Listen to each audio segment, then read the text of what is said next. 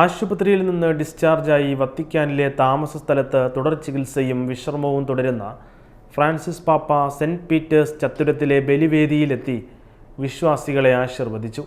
രോഗികളുടെയും ആരോഗ്യ പ്രവർത്തകരുടെയും ജൂബിലി സമാപനത്തോടനുബന്ധിച്ചുള്ള വിശുദ്ധ കുർബാനയ്ക്കിടെ ദിവ്യകാരുണ്യ സ്വീകരണ സമയത്തായിരുന്നു പാപ്പായുടെ കടന്നുവരവ്. അപ്രതീക്ഷിതമായി പാപ്പായെ കണ്ടതോടെ വിശ്വാസികൾ കരഘോഷത്തോടെയും ആർപ്പുവിളികളോടെയും പാപ്പായെ വരവേറ്റു. വിശുദ്ധ കുർബാനയ്ക്ക് ശേഷം സെൻറ്റ് പീറ്റേഴ്സ് ചത്തുരത്തിൽ തിങ്ങി നിറഞ്ഞ ആയിരക്കണക്കിന് വിശ്വാസികൾക്ക് മധ്യത്തിലൂടെ വീൽ ചെയറിൽ നീങ്ങിയ പാപ്പ ജനങ്ങളെ ആശീർവദിച്ചു. നല്ല ഞായറാഴ്ച ആശംസിക്കുന്നുവെന്നും എല്ലാവർക്കും നന്ദിയെന്നും പാപ്പ പറഞ്ഞു.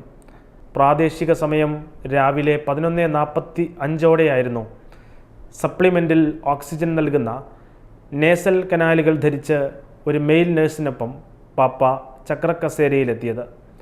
രോഗികളുടെയും ആരോഗ്യ പ്രവർത്തകരുടെയും ജൂബിലി സമാപനത്തോടനുബന്ധിച്ച് രാവിലെ 10:30 നടന്ന വിശുദ്ധ കുർബാനയിൽ സുവിശേഷവൽക്കരണത്തിനായുള്ള കാര്യാലയത്തിൻ്റെ പ്രിഫെക്റ്റ് ആർച്ച് ബിഷപ്പ് ഫിസിക്കല്ല മുഖ്യ കാർമ്മികനായിരുന്നു.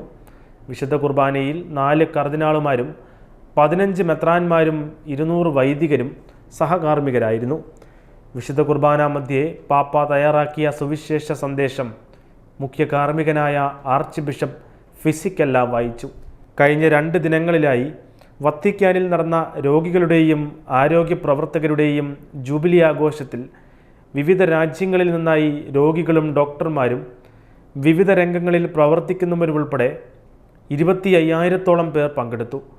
ശനിയാഴ്ച രാവിലെ വത്തിക്കാനിൽ സെൻറ്റ് പീറ്റേഴ്സ് ബസിലിക്കയുടെ വിശുദ്ധ വാതിൽ കടക്കൽ ചടങ്ങോടെയായിരുന്നു ജൂബിലി ആഘോഷത്തിന് തുടക്കമായത്.